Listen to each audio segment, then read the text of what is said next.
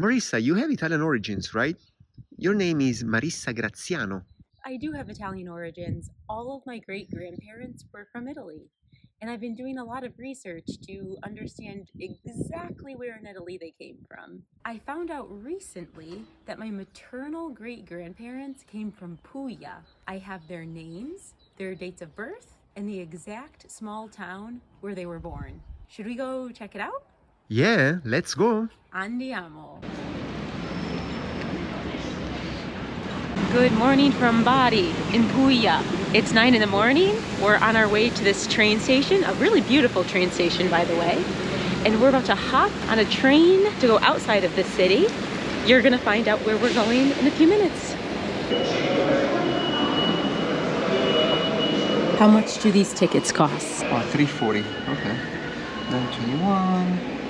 So 10 minutes. We're already running into a problem.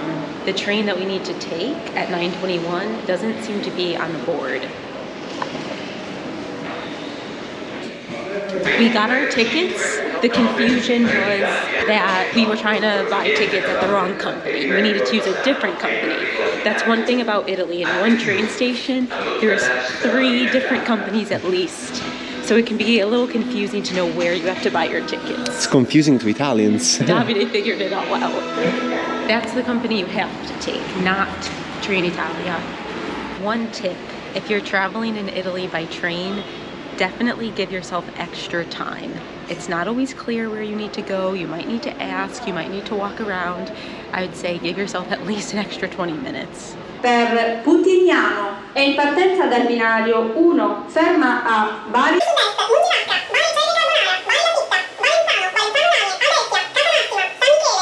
So basically it's leaving right now from track 1.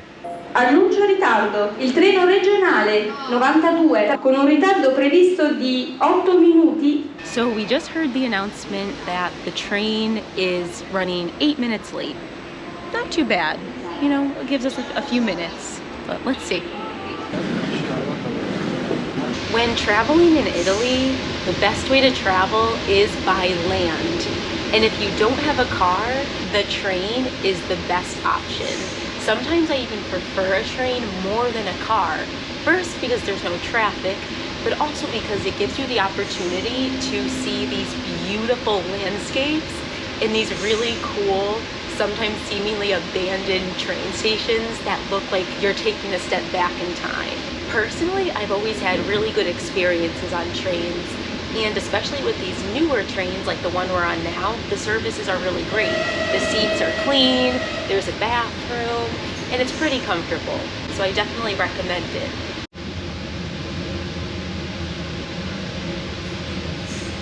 What do you expect from this visit? Based on my experience with small Italian towns, I think it's gonna be like most of them. Small, quaint, not a lot of people, a couple stores. Let's see. Let's see if you're right.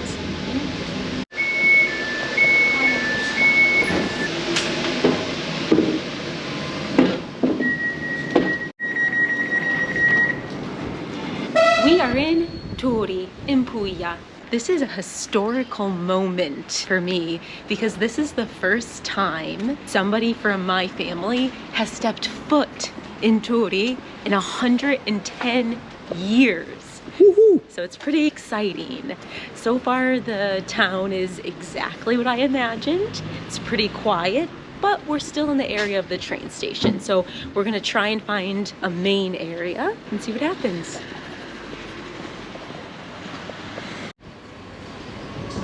We are in the city hall of Turi.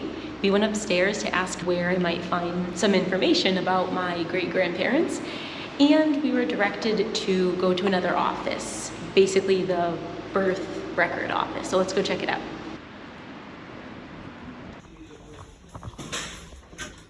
So we're in the comune now. They're looking for my great-grandfather's birth records in a big, huge book, but they're having some trouble getting the book.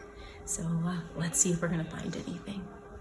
I just came out of the birth records office here in Turi, And it was such a cool experience because I gave the woman who works there my great-grandfather's last name and date of birth, and a bunch of people who work there had to go in the back, find this old book full of dust with all of the children that were born in 1897.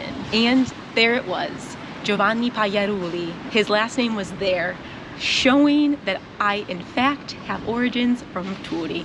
Today at the Comune, I learned one very interesting fact, and it has to do with the spelling of the last name of my great-grandfather. My grandmother was Lucy Pagliarullo, an O at the end. But today I learned that the actual last name is Pagliarulli, with an I at the end. And I only know that because I saw the actual birth certificate of Giovanni. But in 1950, there was a census done, and it was specifically Pagliarullo. So somewhere between 1914 and 1950, the name changed.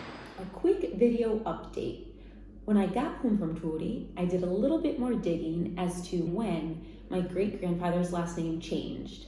I found the ship manifest record from the ship SS Palermo that left the port of Napoli and arrived in Boston in 1914. And on that list was his name, Giovanni Pagliarullo, showing that when he entered the United States in 1914, he entered as a Pagliarullo instead of a Pagliarulli.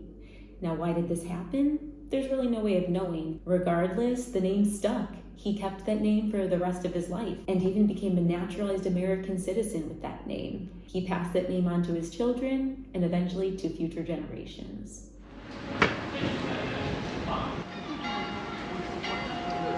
Understanding all of this bureaucratic Italian is really making me hungry. So we're gonna stop in this bakery and try a local dessert, Baldacchea. This is a typical dessert from Turi called Baldacchea. It's made with almonds, white chocolate, sponge cake, and cherries. Turi is really famous for their cherries, so let's give it a try.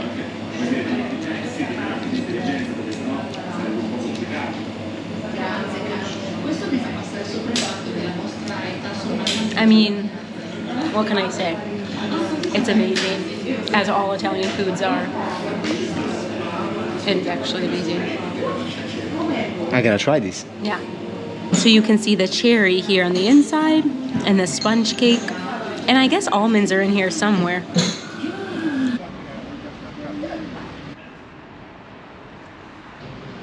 We are in the historical center of Turi, Centro Storico, which is the old historical part of town. It's typically surrounded by walls, and in order to enter into Centro Storico, you have to walk through a porta or a gate. Walking through Centro Storico is a really magical experience. The streets are really small and narrow. In Italian, they're called vicoli. The houses are very close to each other. There's oftentimes beautiful flowers, sometimes artwork on the walls, and you really could just walk around for hours just getting lost in these side roads. The reason that we're here in the historical center today is because I saw on my great-grandfather's birth certificate that he was born on Via San Andrea, which is a street here in the historical center. As we walk through the paths, we're gonna try and find it. Let's go. Let's talk a little bit about the history of Italian immigration to the United States. Between 1880 and 1924, approximately 4 million Italians immigrated to the United States, mostly from small villages and towns in southern Italy. Many of the people who lived there were farmers and laborers. Why did people leave Italy? The Italy of the late 1800s and the early 1900s was a very different Italy compared to the Italy of today. While the country was technically united, it still had a lot of division. And in the South, even some feudal elements still existed in the culture. And that made life really, really tough for the people at the time. People left for a range of reasons. Some left due to low wages, difficulty finding work, high rents, or even really high interest rates on loans to build their farms. Some people also left because of the high levels of disease or even bad harvests. Some people also chose to leave because they heard about people who could make their way in America and they just wanted that opportunity for themselves. By the time my great-grandparents were born, this idea of going to America to make your fortune was still alive and strong. Some of the Italians who went to America ended up coming back to Italy. These people were called the ritornati. But many people did not ever come back to Italy, including my great-grandparents. All of those Italians who never came back are the ancestors of most Italian Americans today. If you have Italian ancestry like me, you've probably always wondered, where does my family come from? In my case, I was always told that my maternal grandmother came from Bari. Since she died when I was a teenager, I was never really able to talk with her a lot about her heritage. More recently, I was able to talk to her last remaining sibling, and I asked her, where were your parents actually from? She said, they're from Turi, and that's why I came here today. And by the way, look where we are. All right, Marissa, we found Via Sant'Andrea. Now we need to find a specific building. We know that the number is 35. It's going to be a very special moment for you. Think about it. How long has it been since a member of your family was actually here? It's been 110 years. My great-grandfather immigrated in 1914. It's been a minute. Exactly 110 years. And how many generations? 4 generations. Okay, this is actually exciting. Let's find this place. Okay, so here is number 52, and here is number 31. So 35, what I believe to be the house of my great-grandfather. Unbelievable. And it's actually for sale. I see a sign up there that says for sale. Can you believe that? Unbelievable. 110 years after, Marissa. The circle is fully connected now. The circle is complete. It just feels so cool to be in the place where one of my relatives from so long ago lived. This morning on the birth certificate, I also found Giovanni's parents' name, Vito and Maria, and it turns out they were farmers. So imagine that every day they came out from here and had to somehow get to the farmland. That was their life. Now, if I have to guess, and this is just a theory, so there is no way for me to confirm that this is true, but Turi at the end of the 1800s, as many other towns all over Italy, southern Italy, northern Italy, was just the historical center, and maybe very few families living outside of the town. So for them, for Marissa's family to live there, it was probably a walk like this, all the way till the part out of town, out of the historical part of town that at the time wasn't probably the historical center, but it was probably just a short walk all the way till here, where we can see these newer buildings today, but where probably most likely the farmland began. Let's not forget the very brave Italian women that emigrated from Italy to the United States. My great-grandmother, Angelina Baptista, was also from here, from Turi, and she immigrated to the United States when she was 21. It was there that she met her husband, Giovanni. They were married in Bristol, Connecticut, and had 7 children, one of them my maternal grandmother. It's crazy to think that Giovanni, Angelina, both of them left when they were so young. Giovanni was only 17, Angelina was 21. They left everything that they knew. This was their life here, probably a life of farming, and they left to go to the United States in search of a better life. It's really very brave when you think about it. Well, Marissa, this was not easy, so I'm gonna say really good job for all the research that you've done to find where your family comes from. This is actually just the first step. You have family all over Italy. In at least 3 or 4 other regions of Italy. As long as I've known you, I remember that Turi has always been one of the most famous. Bari, Puglia in general, and then most recently Turi. I was especially anxious for Turi because Puglia, it's in the heart.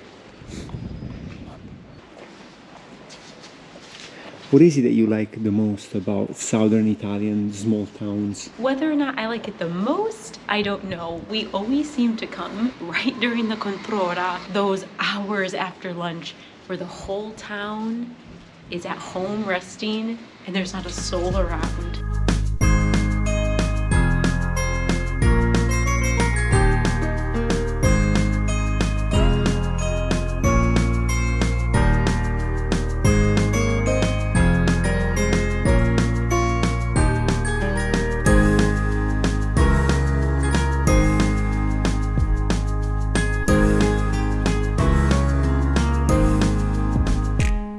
This was my visit to Turi. When I set out to come here, I didn't really know what to expect. I came with my great-grandfather, my great-grandmother's name and date of birth, and that was about it. I'm so happy today that I got to see the place that they came from, the place that they started their lives. Even better, I got to see my grandfather's house. That was really so amazing. I hope that this video inspires some other Italian Americans to do some digging into their roots, into their ancestry, and I hope that you can also find your small little Italian town that your family's from, and that you can make the trip to check it out, because it's so worth it to understand your history, where you come from, and it will be such a beautiful experience for you. I hope you enjoyed this video. Davide, thank you for being an amazing cameraman. Till the next one, ciao.